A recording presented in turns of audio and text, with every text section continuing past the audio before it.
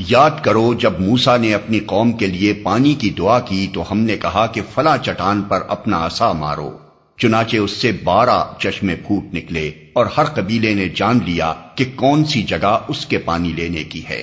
اس وقت یہ ہدایت کر دی گئی تھی کہ اللہ کا دیا ہوا رزق کھاؤ پیو اور زمین میں فساد نہ پھیلاتے پھرو۔ چنانچہ اس سے 12 چشمے پھوٹ نکلے۔ وہ چٹان اب تک جزیرہ نما سینا میں موجود ہے، سیاح اسے جا کر دیکھتے ہیں اور چشموں کے شگاف اس میں اب بھی پائے جاتے ہیں۔ 12 چشموں میں یہ مصلحت تھی کہ بنی اسرائیل کے قبیلے بھی 12 ہی تھے۔ خدا نے ہر ایک قبیلے کے لیے الگ چشمہ نکال دیا تاکہ ان کے درمیان پانی پر جھگڑا نہ ہو۔ یاد کرو جب تم نے کہا تھا کہ اے موسیٰ، ہم ایک ہی طرح کے کھانے پر صبر نہیں کر سکتے، اپنے رب سے دعا کرو کہ ہمارے لیے زمین کی پیداوار، ساگ، ترکاری، کھیرا، ککڑی، گیہوں، لہسن، پیاز، دال وغیرہ پیدا کرے۔ تو موسیٰ نے کہا، کیا ایک بہتر چیز کی بجائے تم ادنا درجے کی چیزیں لینا چاہتے ہو؟ اچھا، کسی شہری آبادی میں جا رہو، جو کچھ تم مانگتے ہو وہاں مل جائے گا۔ آخر کار نوبت یہاں تک پہنچی کہ ذلت و خواری اور پستی اور بدحالی ان پر مسلط ہو گئی اور وہ اللہ کے غضب میں گر گئے۔ یہ نتیجہ تھا اس کا کہ وہ اللہ کی آیات سے کفر کرنے لگے اور پیغمبروں کو ناحق قتل کرنے لگے۔ یہ نتیجہ تھا ان کی نافرمانیوں کا اور اس بات کا کہ وہ حدود شرع سے نکل جاتے تھے۔ موسیٰ نے کہا، کیا ایک بہتر چیز کی بجائے تم ادنا درجے کی چیزیں لینا چاہتے ہو؟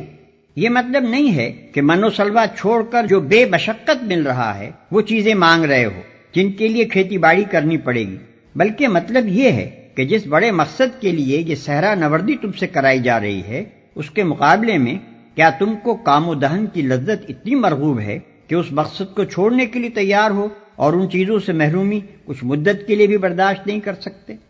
وہ اللہ کی آیات سے کفر کرنے لگے۔ آیات سے کفر کرنے کی مختلف صورتیں ہیں۔ مثلا ایک یہ کہ خدا کی بھیجی ہوئی تعلیمات میں سے جو بات اپنے خیالات یا خواہشات کے خلاف پائی اس کو ماننے سے صاف انکار کر دیا۔ دوسرے یہ کہ ایک بات کو یہ جانتے ہوئے کہ خدا نے فرمائی ہے پوری ڈٹائی اور سرکشی کے ساتھ اس کی خلاف ورزی کی اور حکم الہی کی کچھ پرواہ نہ کی۔ تیسرے یہ کہ ارشاد الہی کے مطلب و مفہوم کو اچھی طرح جاننے اور سمجھنے کے باوجود اپنی خواہش کے مطابق اسے بدل ڈالا۔ پیغمبروں کو ناحق قتل کرنے لگے۔ بنی اسرائیل نے اپنے اس جرم کو اپنی تاریخ میں خود تفصیل کے ساتھ بیان کیا ہے۔ مثال کے طور پر ہم بائبل سے چند واقعات یہاں نقل کرتے ہیں۔ 1، حضرت سلیمان علیہ السلام کے بعد جب بنی اسرائیل کی سلطنت تقسیم ہو کر 2 ریاستوں یروشلم کی دولت یہودیہ اور سامریہ کی دولت اسرائیل میں بٹ گئی تو ان میں باہم لڑائیوں کا سلسلہ شروع ہوا اور نوبت یہاں تک آئی کہ یہودیہ کی ریاست نے اپنے ہی بھائیوں کے خلاف دمشق کی آرامی سلطنت سے مدد مانگی۔ اس پر خدا کے حکم سے حنانی نبی نے یہودیہ کے فرمانروا آسا کو سخت تنبیہ کی، مگر آسا نے اس تنبیہ کو قبول کرنے کے بجائے خدا کے پیغمبر کو جیل بھیج دیا۔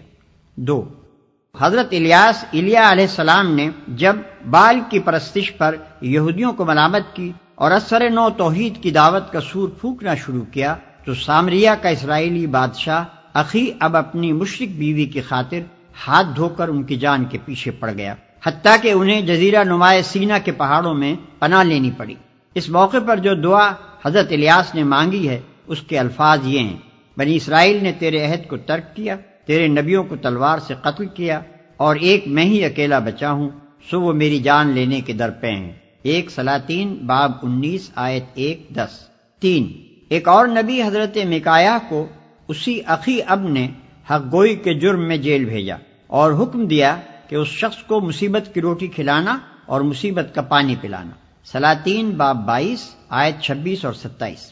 4، پھر جب یہودیہ کی ریاست میں علانیہ بت پرستی اور بدکاری ہونے لگی اور زکریا نبی نے اس کے خلاف آواز بلند کی تو شاہ یہودا یواس کے حکم سے انہیں عین ہیکل سلیمانی میں مقدس اور قربان گاہ کے درمیان سنگسار کر دیا گیا۔ 2 تواریخ باب 24 آیت 21۔ 5، اس کے بعد جب سامریہ کی اسرائیلی ریاست آشوریوں کے ہاتھوں ختم ہو چکی اور یروشلم کی یہودی ریاست کے سر پر تباہی کا طوفان تلا کھڑا تھا تو یرمیاہ نبی اپنی قوم کے زوال پر ماتم کرنے اٹھے اور کوچے کوچے انہوں نے پکارنا شروع کیا کہ سنبھل جاؤ ورنہ تمہارا انجام سامریہ سے بھی بدتر ہوگا۔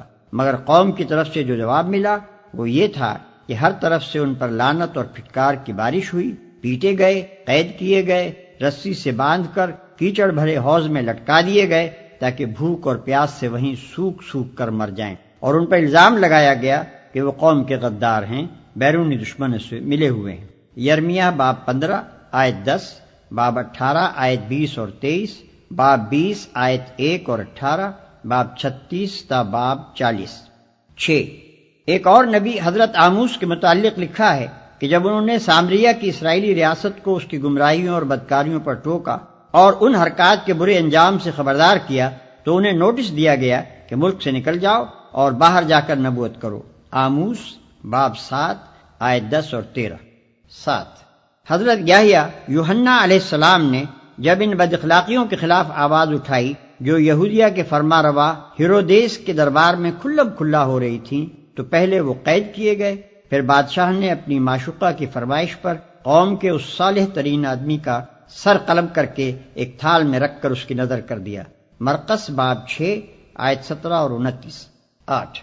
آخر میں حضرت عیسیٰ علیہ السلام پر بنی اسرائیل کے علماء اور سرداران قوم کا غصہ بھڑکا، کیونکہ وہ انہیں ان کے گناہوں اور ان کی ریاکاریوں پر ٹوکتے تھے اور ایمان و راستی کی تلقین کرتے تھے۔ اس قصور پر ان کے خلاف جھوٹا مقدمہ تیار کیا گیا، رومی عدالت سے ان کے قتل کا فیصلہ حاصل کیا گیا، اور جب رومی حاکم پیلاطس نے یہود سے کہا کہ آج عید کے روز میں تمہاری خاطر یسوع اور برابا ڈاکو دونوں میں سے کس کو رہا کروں، تو ان کے پورے مجمع نے بالاتفاق پکار کر کہا کہ برابا کو چھوڑ دے اور یسوع کو پھانسی پر لٹکا۔ متی باب 27 آیت 20 تا 26۔ یہ ہے اس قوم کی داستان جرائم کا ایک نہایت شرمناک باب جس کی طرف قرآن کی اس آیت میں مختصراً اشارہ کیا گیا ہے۔ اب یہ ظاہر ہے کہ جس قوم نے اپنے فساق و فجار کو سرداری و سربراہ کاری کے لیے اور اپنے صلحاء و ابرار کو جیل اور دار کے لیے پسند کیا ہو، اللہ تعالیٰ اس کو اپنی لعنت کے لیے پسند نہ کرتا تو آخر اور کیا کرتا۔